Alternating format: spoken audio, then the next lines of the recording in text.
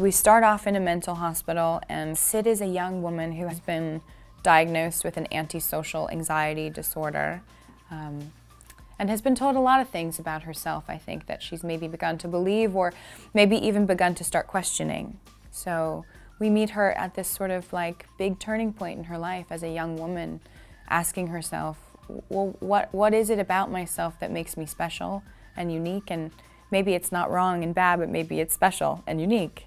She has some very particular boundaries and sensitivities. When she touches skin-to-skin contact, they switch bodies. So that's what David is referring to in the first episode there. I think it's definitely a story about an other, an outsider, someone who thinks something about themselves that they're not quite sure of what it is and maybe haven't been able to cultivate or express, and maybe has been ignored or neglected. So that as a seed for the story felt like a really, really perfect jumping off point. Is he me? Am I him? Does that make me sound crazy? Working with Noah on Fargo was a dream, and it was also, if it would have been my last time working with him, I would have been thankful and grateful. And then after that show aired, I was able to audition for this piece, and I wanted to be able to try it on and see if my take on her was what was needed, and it fit really well. And yeah, he's a really intelligent, creative guy. So if he's telling a story, especially with FX and Marvel that are making such brave and interesting work, I'm like, yeah, sign me up. There's a lot of whimsy and magical sort of like play, especially in this piece, and absolutely with Fargo, absolutely. What we were afforded with this piece that was really fun was we were building something from the ground up. It didn't exist before we made it. So we got to say, well, what is this? What does this look like? What does this feel like? The design conversations with the hair and makeup, with the costumes, they were extensive and always like, ooh, what about this? And ooh, what about that? Always engaging. That's what I feel like Noah's best at, is saying, I don't have all the answers.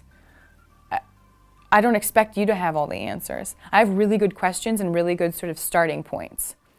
You want to work with me on that? How do you feel about that?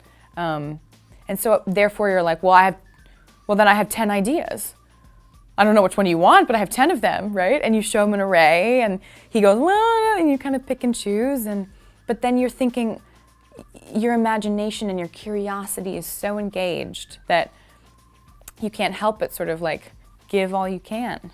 And for this project, it was presently collaborative. Like, we had to be communicating with each other, the camera, the crew, the people that were on set with us, the other actors. It was a constant discussion. Everyone had their print in there. You had to. Dan is a lovely and committed and talented actor and a fun guy. We got along really well.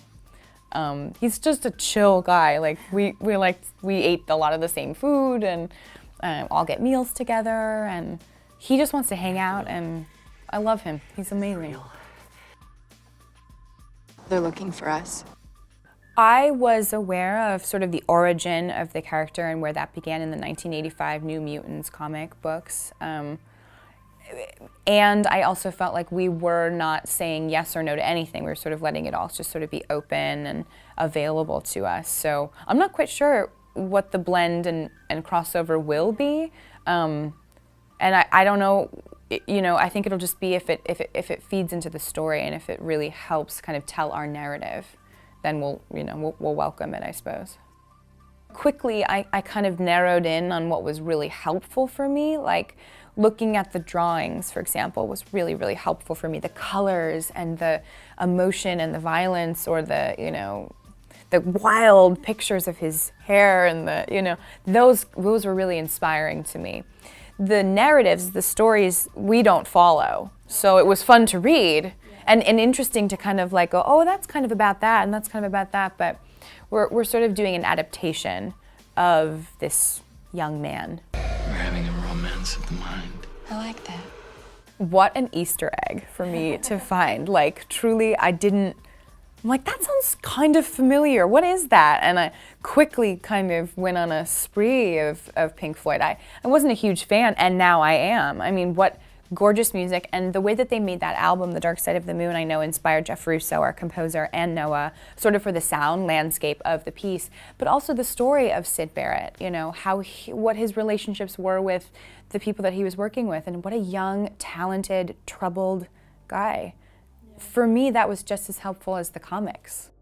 I moved to Los Angeles about 3 years ago, so I sort of just entered in this space where there was a lot of material for young people to be working in. So yes, I do. I think that this is where there's quality work being had in the theater, in film, in television. So it's really just you just find the smartest person in the room and politely ask to be involved. And that's sort of how I feel about it, you know, whatever medium they're using. What is luck? I mean, you know, when opportunity meets preparation. So I think, you know, I really love telling stories, and I love collaborating and working with people, and I love acting. So to be able to do it in this realm is exciting and amazing. But I've been an actor for a while, you know, working, you know, in the theater and training and things. So this just feels like another lovely extension of the work that I really, really want to do.